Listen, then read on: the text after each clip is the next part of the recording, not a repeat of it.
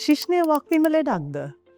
අද කතා කරන්නේ අපේ සායනවලට ඇවිල්ලා පිරිමි අය සාමාන්‍යයෙන් බොහොම හෙමින් අහන ප්‍රශ්නයක්. ඩොක්ටර් මගේ ශිෂ්ණය මගේ පීනිස් එක වක් වෙලාද? බෙන්ඩ් වෙලාද? මම මොන හරි ඩැමේජ් එකක් කළාද මේ මගේ ශිෂ්ණය මෙහෙම වක් වෙලා තියෙන්නේ කියලා. ගොඩක් වෙලාවට මේක සාමාන්‍ය තත්වයක්, රෝගී තත්වයක් නෙමෙයි. පළවෙනිම ප්‍රධාන ප්‍රශ්නය. මොකද්ද ශිෂ්ණයක් ප්‍රාණවත් වුණාම එන කෝණය? ගොඩක් පිරිමි අයගේ සමහරලාවට ඒක තමන්ගේ බඩ පැත්තට යන්න පුළුවන්, නැත්නම් ටිකක් බෙන්ඩ් වෙලා පහළට වෙන්න පුළුවන්. එහෙමත් නැත්නම් වමට හෝ දකුණට පොඩි වක්‍රයක් තියෙන්න පුළුවන්. වෛද්‍යවරුන් හැටියට අපිට වැදගත් වෙන්නේ දෙකක් බොහොම වෙලාවට. ඔබට ප්‍රාණවත් වෙනකොට වේදනාවක් එනවද කියන එක එකක්.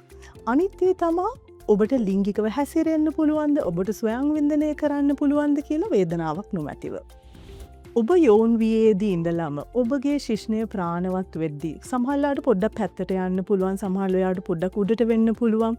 හැබැයි ඔබ ලිංගිකව හැසිරෙද්දී වේදනාවක් නැත්තම්, ඔබ ස්වයං වින්දනය කරද්දී වේදනාවක් නැත්තම් මේ සාමාන්‍ය තත්වයක්. පෝන් බලලා පෝන් වල තියෙන විදියට ඔබගේ ශිෂ්ණය ප්‍රාණවත් වෙලා එතන තියෙන ඇන්ගල් එක වෙනස් කියලා බය වෙන්න අවශ්‍ය නැහැ. මොකද පෝන් කියන්නේ ෆිල්ම් එකක් පමණයි. අද හැබැයි විශේෂයෙන් කතා කරන්නේ පෙරොනීස් ඩිසීස් ගැන. ශිෂ්ණයේ වක්වීමත් එක්ක එන රෝගයක් ගැන. මොනවද පෙරොනීස් ඩිසීස් එකේ රෝග ලක්ෂණ වෙන්නේ? එකක් තමා ඔබට තරුණ යෝන් වියේදී ඔබේ ශිෂ්ණය ප්‍රාණවත් වෙනකොට වක්වීමක් නොතිබුණත් දැන් එන්න වයසත් එක්ක වක්වීමක් එන්න පුළුවන්. දෙවැනි එක තමා ඔබේ වක්වීමක් මුලනින්නම් තියෙන්න පුළුවන්. දැන් වැඩි වෙලා වෙන්න පුළුවන්. කාලයත් එක්ක වක්වීම වැඩිවීමක් වෙන්න පුළුවන්. තුන්වෙනි එක තමා ඔබේ ශිෂ්ණයේ ප්‍රාණවත් වෙනකොට ප්‍රාණවත් වීමේ මුල් හරියේදී වේදනාවක් එන්න පුළුවන්. හතරවෙනියට ඔබට ශිෂ්ණය යෝනි මාර්ගයකට ඇතුළත් කරන්න බැරි විදියටම වක්වීමක් සිදු වෙලා වෙන්න පුළුවන්. මෙහිදී ඔබගේ ශිෂ්ණය ගත්තාම ඔබගේ ශිෂ්ණයේ පැත්තකින් හාඩ් ලම්ප් එකක්, තදවීමක් නැත්නම් ප්ලාක් එකක් වගේ ඔබේ අතට දැනෙන්න පුළුවන්. එතකොට ශිෂ්ණයේ වක්වීම තව වැඩි වෙන්න පුළුවන් කාලයත් එක්ක. තවත් සමහර වෙලාවට ශිෂ්ණයේ දිගේ අඩුවීමක් වෙන්නත් පුළුවන් පෙරොනීස් ඩිසීස් තියෙනවා නම්. ඇයි මෙහෙම වෙන්නේ? සාමාන්‍යයෙන් ඔබේ ශිෂ්ණය ගත්තොතින් ශිෂ්ණයේ ඇතුලේ තියෙන රුධිරවාහිනීත් එක්ක ඔබේ ශිෂ්ණය ප්‍රාණවත් වීමේදී ඇදීමකට ලක් වෙනවා, ස්ට්‍රෙච් වීමක් වෙනවා. එතකොට පෙරොනීස් ඩිසීස් වලදී වෙන්නේ ඒ ඇදෙන තියෙන සෛල වෙනස් වෙලා ස්කාලයික් උම ටිෂූ, තද ටිෂූ එකක් බවට පත් වෙනවා. එතකොට ඇදීමක් වීම නවතිනවා.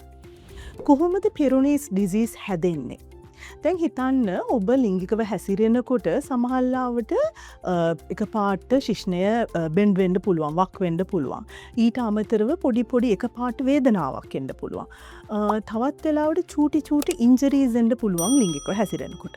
එතකොට ඔබේ ඇඟ හැදිලා තියෙන්නේ ඇඟ සනීප කරන්න. එතකොට මේ සනීප කරන තැන්වල ශිෂ්ණයේ ඇති වෙන්නේ ස්කා ටිෂූ එකක්. මෙතෙන්දී අර ස්ට්‍රෙච් වෙන ඇදෙන සුළු ටිෂූ එක හැදෙන්නේ නැතුව ස්කා ටිෂූ එකක් ශිෂ්ණයේ එනවා. ඒකයි පෙරොනීස් ඩිසීස් කියන්නේ. මේක රෝගී තත්වයක් වෙන්න පුළුවන්. එහෙමත් නැත්නම් මේක වයස හන්ද වෙන ප්‍රශ්නයක් වෙන්න පුළුවන්. නැත්නම් මේක ජානමය එකක් වෙන්නත් පුළුවන්. වැදගත් දෙයක් තමයි මතක තියාගන්න පෙරොනීස් ඩිසීස් කියන්නේ STD එකක් නැත්නම් ලිංගාශ්‍රිතව සම්ප්‍රේෂණය රෝගයක් නොවේ. අනිත් එක තමා සාමාන්‍ය ලිංගිකව හැසිරුණා කියලා පෙරොනීස් ඩිසීස් හැදෙන්නේ නැහැ. කට්ටිය වැරදියට තේරුම් ගන්න දෙයක් තමා ඔක්කොම වක් වෙච්ච, කර්ව්ඩ් වෙච්ච ශිෂ්ණ නැත්නම් පීනිස් පෙරොනීස් ඩිසීස් කියලා. එහෙම දෙයක් නෑ. සාමාන්‍ය පුද්ගලයෙක්ට උනත් වක්වෙච්ච ශිෂ්ණයක් තියෙන්න පුළුවන්. ඔබට ලිංගික කටයුත්තක් කරද්දි වේදනාවක් එන්නේ නැත්තම් ගොඩක් වෙලාවට මේක පෙරොනීස් ඩිසීස් එක නෙමෙයි. පෙරොනීස් ඩිසීස් එකට නැත්තම් ශිෂ්ණයක වක්වීමට ගොඩාක් ප්‍රතිකාරකම තියෙනවා.